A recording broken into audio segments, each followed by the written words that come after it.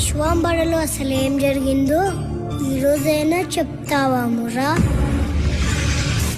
ఒక సంహారం, దాని తాలూకు యుద్ధం.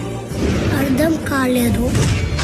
ఒక్కడి స్వార్థం యుద్ధంగా మారి అంతులేని భయాన్ని ఇచ్చింది.